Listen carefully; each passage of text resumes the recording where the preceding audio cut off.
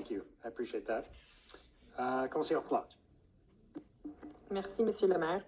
Whereas City Council declared, quote, an affordable housing and homelessness crisis an emergency at its meeting of January 29, 2020, and where it joined the Solve the Crisis campaign of the Ontario's big city mayors focused on addressing the homelessness and mental health and addictions crisis in Ontario, whereas the Government of Ontario tabled Bill c-60, Fighting Delays, Building Faster Act 2025 on October 23rd, 2025,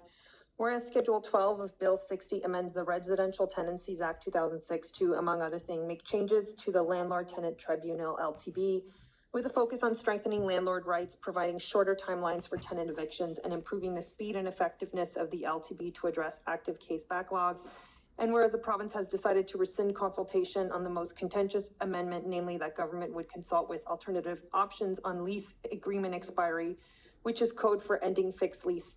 term leases. And whereas the rest of the proposed amendments per the technical briefs, page 11 to 15 of the Residential Tenancies Act, would severely curtail tenant rights at the LTB, whereas the Ontario Association of Municipalities, AMO, recognizes that landlords need adequate rights to provide rental opportunities to increase housing supply, but does not endorse the amendments, citing the need for a balanced approach that provides tenants with strong protection from unlawful and illegal evictions, such as bad faith renovations. Whereas more than 130 organizations have signed an open letter asking the provincial government to repeal proposed changes to rental protections they warn will deepen the provincial housing and homelessness crisis. And whereas ACORN launched an online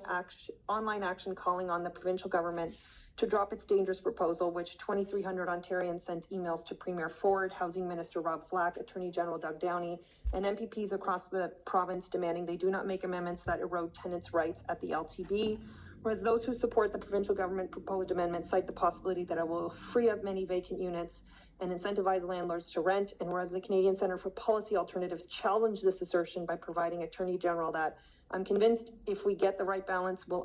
unlock tens of thousands, if not hundreds of thousands of new units by combining the vacant unit report with 4 of the most populated areas of the province, adding up